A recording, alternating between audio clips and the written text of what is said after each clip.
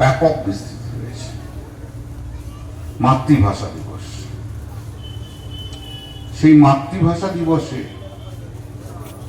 আমরা কি শুধু বাংলার মধ্যে রেস্ট্রিক্ট রাখবো, মানে বাংলা ভাষায়, না আন্তর্জাতিক বলে আমরা সমস্ত ভাষাকে নিয়ে আসবো? এটা যদি আন্তর্জাতিক না থাকতো, মাতৃভাষা দিবস থাকতো, তাহলে আমাদের মাতৃভাষাতেই আমরা সীমিত থাকতাম। প্রতিটি ভাষাকে সম্মান জানানো আমাদের কর্তব্য, যেমন প্রতিটি মানুষকে সম্মান জানানো আমাদের কর্তব্য, দায়িত্ব, তেমনি প্রতিটি ভাষাকে সম্মান জানানো আমাদের দায়িত্ব। এবং সেই সঙ্গে যেহেতু আমাদের মাতৃভাষা বাংলা মাতৃভাষা, তাকে ভালোবাসা এবং তাকে সম্মান জানানো আরো অনেক বেশি দরকার। রবীন্দ্রনাথ ঠাকুর বলে গেছিলেন যে মাতৃভাষাই হচ্ছে মাতৃদুগ্ধ।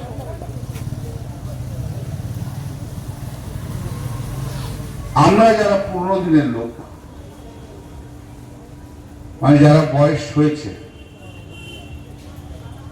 তাদের প্রথম থেকেই পড়াশোনা থেকে আরম্ভ করে সবকিছু মাতৃভাষা বাংলায়।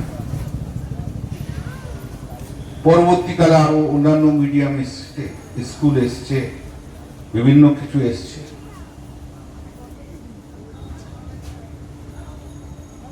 অন্য অনেক ভাষা তারা শিখতে পারছে। যেহেতু শ্রীরামপুরের মানুষ আমাকে নির্বাচিত করে পাঠিয়েছে, তাদেরই আশীর্বাদে সারা ভারতবর্ষ ঘুরে দেখার আমার সুযোগ হয়েছে। এবং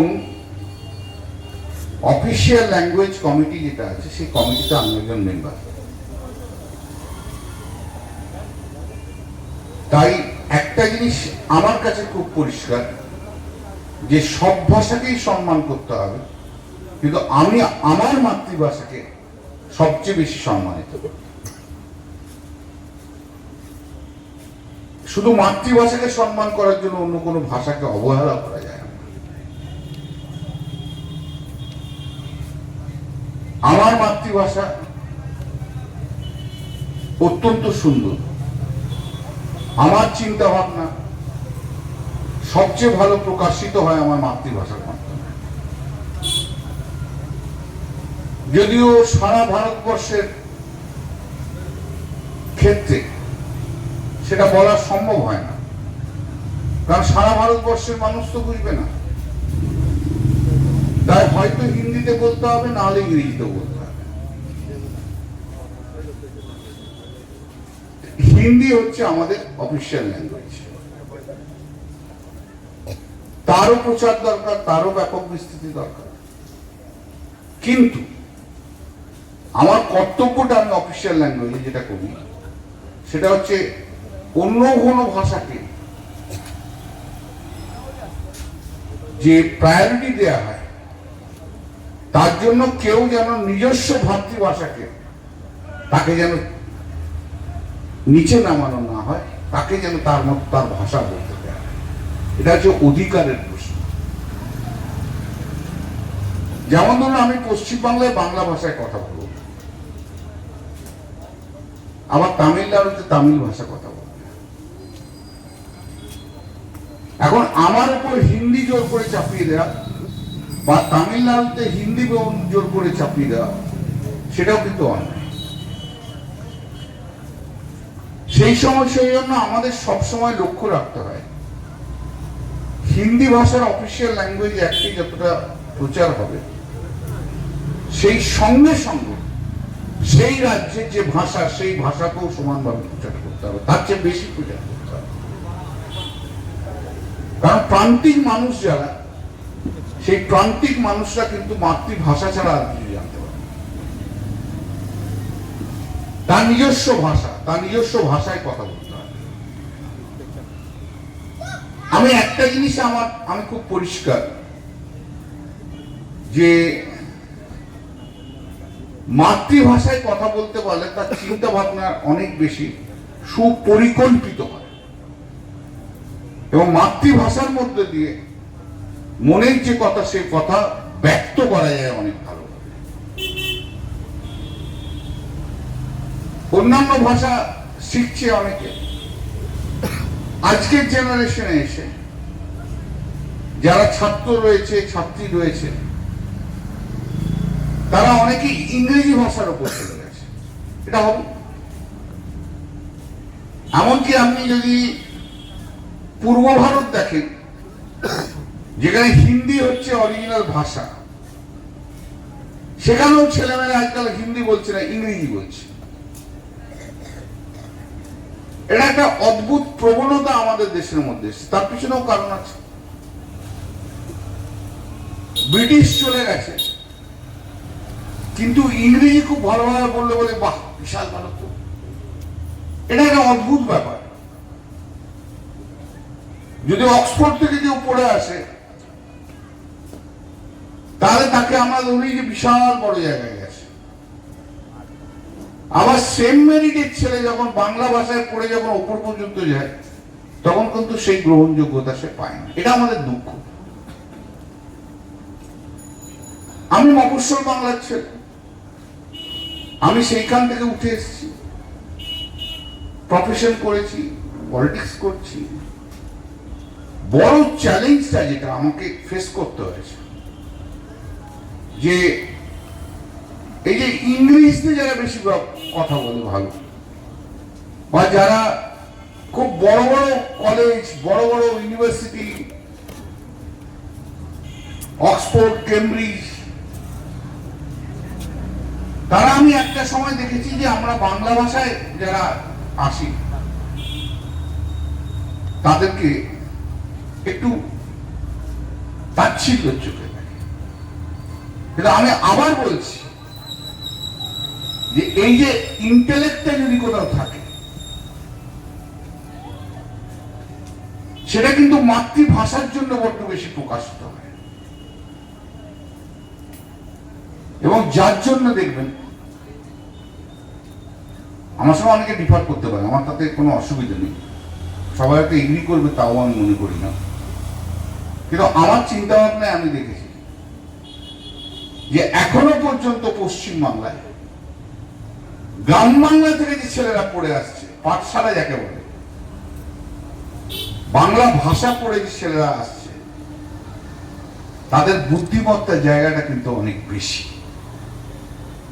আপনি দেখুন, জয়েন্ট এন্ট্রান্স দেখুন, এমনি মাধ্যমিক দেখুন, উচ্চ মাধ্যমিক দেখুন, সেখানে ট্রেন্ড দেখা যাচ্ছে যে যারা মফস্বল বাংলা থেকে যারা আসছে, এবং মফস্বল বাংলা এখনো পর্যন্ত বাংলার চালুটা রয়েছে। আমি তো অনেক বাঙালির ঘরে দেখেছি যে মা যতক্ষণ না ছেলে মেয়েকে ইংরেজিতে কথা বলছে, ততক্ষণ মনে করে না ছেলে মেয়ে মানুষ হয়েছে।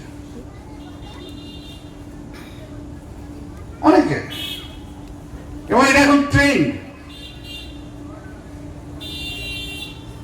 ছেলে মেয়ে পর্যন্ত এখন বাংলা ভাষায় কথা বলছে না, বাড়িতে বাঙালির ছেলে। আবার এমন বাড়িও আছে আমি দেখেছি যে ছেলে মেয়ে পড়তে এসে বাংলা লিখতে জানে না বা বাংলা পড়তে জানে না। এটা খুব দুর্ভাগ্যজনক, এটা খুব দুর্ভাগ্য। তো আমি তো সবসময় উৎসাহিত করি যে বাংলা ভাষার প্রসার এবং প্রচার অনেক বেশি দরকার। রবীন্দ্রনাথকে বুঝতে গেলে সেই বাংলাতে রবীন্দ্রনাথ যা লিখে গেছেন সেটা পড়লেই বাঙালি যেন খুশি হয়, বাঙালির হৃদয় থেকে সেটাকে গ্রহণযোগ্য। আমি জানি না কতজন ইংরেজি মিডিয়ামে পড়ে সেই গ্রহণ মানে সেই আনন্দ পেয়েছে। স্বামী বিবেকানন্দর কথা উনি বলছিলেন, স্বামী বিবেকানন্দকেও জানতে গেলে বাংলা ভাষার দরকার, তবে যেন মনে হয় উনি আমাদের কাছের লোক। আর ইংরেজিতে পড়লে মনে হয় যেন ফরেন কান্ট্রিতে ঘুরে বেড়াচ্ছে।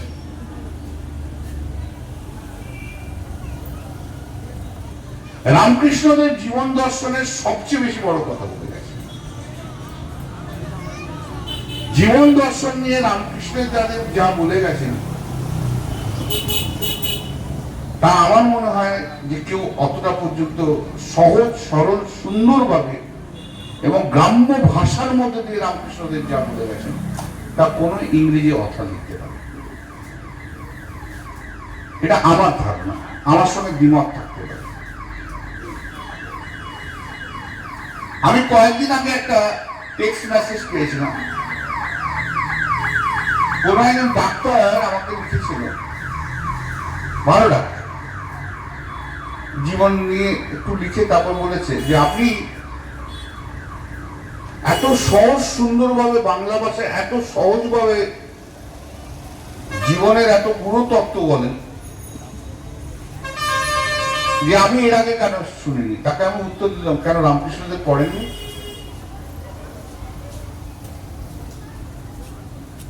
আমাদের আইনের জগতে আমরা যখন পড়াশোনা করি, জাজমেন্ট পড়ি, বিভিন্ন পড়ি, হাউস অফ লর্ডস বলে নিশ্চয়ই শুনেছি, সেখানকার জজেরা ইংরেজি লেখে খুব ছোট্ট সিম্পল সিম্পল সিম্পল ইংরেজি, যেটা হৃদয়কে স্পর্শ করে যায়। আর এখন আমরা হাই হুই আর কমপ্লিকেটেড ইংলিশ চার্ট ইংলিশ কথা বলতে পারি। এই কমপ্লিকেটেড ইংলিশটা কেন আসছে?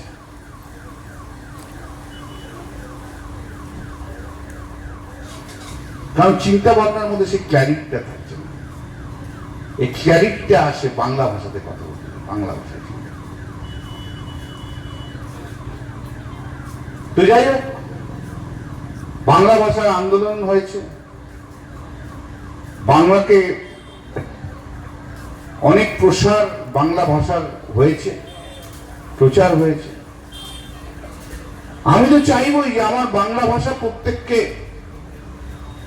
প্রত্যেকটি মানুষ ভারতবর্ষের যেন বুঝতে পারে। আমি জানি না আপনারা আমার স্পিচ ফলো করেন কিনা, বক্তৃতা পার্লামেন্টে, এবং একটা পার্লামেন্টের বক্তৃতা ইদানিং কালে মানে মাস দুয়েক আগে আমি সম্পূর্ণভাবে বাংলা ভাষায় বলেছি, যেটা বন্দে মাতরম নিয়ে আলোচনা হয়েছে।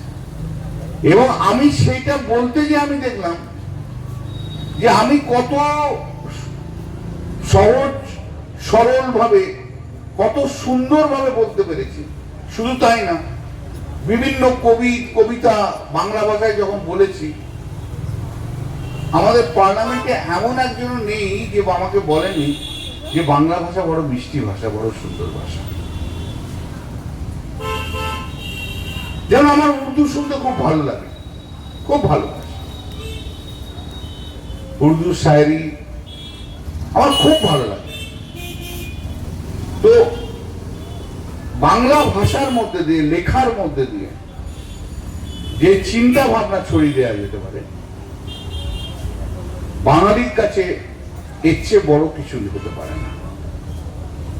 তো আজকের এই মঞ্চে আমার প্রথম আবেদন থাকবো, আজকের যারা মা, স্পেশালি যারা সারাদিন বাড়িতে থাকেন, ছেলে ইংরেজি মিডিয়ামে পড়ছে, আপনিও হয়তো ইংরেজি মিডিয়ামে পড়ছেন, কিন্তু ছেলেকে বাংলা ভাষা শেখান, বাংলা ভাষা শেখানোর দরকার আমাদের। এটাই আমাদের অরিজিন। অরিজিন ছাড়া কখনো কিছু হয় না, অরিজিন ছাড়া কিছু হয় না। তা বাংলা ভাষা বলতে গেলে সবচেয়ে যে গানের মাধ্যম দিয়ে বাংলা ভাষা, গানটি প্রচন্ড বেশি পপুলার হয়েছে, সেই পুতুলদার গান, আমি বাংলায় গান গাই, আমি বাংলায় গান গাই, আমি বাংলার গান গাই, আমি আমাকে চিরদিন এই বাংলায় খুঁজে পাই। আমি বাংলায় গান গাই, আমি বাংলায় গান গাই, আমি আমাকে চিরদিন এই বাংলায় খুঁজে পাই। আমি বাংলায় দেখি স্বপ্ন, আমি বাংলায় বাঁধি সুর, আমি এই বাংলার মায়া ভরা পথে হেঁটেছি এতটা দূর। বাংলা আমার জীবনানন্দ, বাংলা প্রাণের সুখ। আমি একবার দেখি, বারবার দেখি, দেখি বাংলার মুখ। আমি বাংলায় কথা কই, আমি বাংলার কথা কই। আমি শব্দকে শুনে, আমি বাংলায় ভাসি, বাংলায় হাসি, বাংলায় জেগে রই। আমি বাংলায় মাটি উল্লাসে, আমি বাংলায় হাহাকার। আমি শব্দকে শুনে খেপে গিয়ে করি বাংলায় চিৎকার। বাংলা আমার দীপ্ত স্লোগান, ক্ষিপ্ত তীর ধনুক। আমি একবার দেখি, বারবার দেখি, দেখি বাংলার মুখ। আমি বাংলায় ভালোবাসি, আমি বাংলাকে ভালোবাসি। আমি তারই হাত ধরে সারা পৃথিবীর মানুষের কাছে আসি। আমি যা কিছু মহান বরণ করেছি বিনম্র শ্রদ্ধায়, মেশে 13 নদী 7 সাগরের জল, গঙ্গায় পদ্মায়। বাংলা আমার তৃষ্ণার জল, দীপ্ত শেষ চুমুক। আমি একবার দেখি, বারবার দেখি, দেখি বাংলার মুখ। আমি বাংলায় গান গাই, আমি বাংলায় গান গাই। আমি আমার আমিকে চিরদিন এই বাংলায় খুঁজে পাই। আমি বাংলায় দেখি স্বপ্ন, আমি বাংলায় বাঁধি সুর। আমি এই বাংলার মায়া ভরা পথে হেঁটেছি এতটা দূর। বাংলা আমার জীবনানন্দ, বাংলা প্রাণের সুখ। আমি একবার দেখি, বারবার দেখি, দেখি বাংলার মুখ। আমি একবার দেখি, বারবার দেখি, দেখি বাংলার মুখ।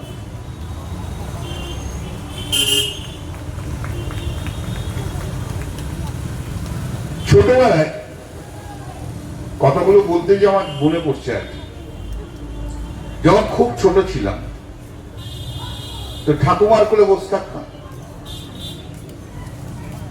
আমার যদি দেশপ্রেম যদি কিছু হয়ে থাকে সেটা কিন্তু ঠাকুমার জন্য। ঠাকুমা গান গাইতেন, আমি তো পরবর্তীকালে সেই গানটা গাইতাম। হাসি হাসি পড়বে ফাঁসি, দেখবে ভারতবাসী, একবার বিদায় দে মা। কি আমি একবার ঘুরে আসি। পরবর্তীকালে ঠাকুমা এক্সপ্লেন করেছে তার থেকে ক্ষুদিরামকে ভালোবাসা, দেশকে ভালোবাসা। কেন হলো, কেন ফাঁসি দিল, কেন করলো, এই জানতে জানতে জানতে জানতে রামায়ণ মহাভারত সত্যিকারের বলতে কি ঠাকুমার কোলে বসে শুনেছি।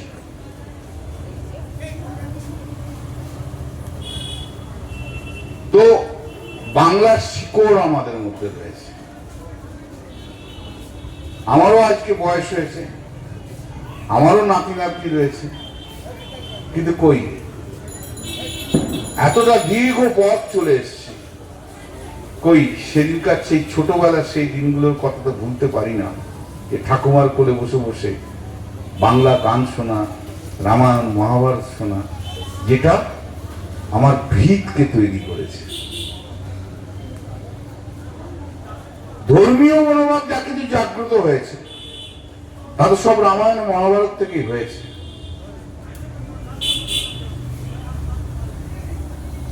পার্লামেন্টে যখন বলে যে জয় শ্রীরাম, আমি তখন বলি কেন জয় শ্রীরাম, শুধু কেন হরে রাম হরে কৃষ্ণ বলবে না? কথাটা কি? জয় সিয়া রাম, নট জয় শ্রী রাম। সীতাকে সম্মান না দিয়ে রামকে কখনো সম্মান দেওয়া যায় না।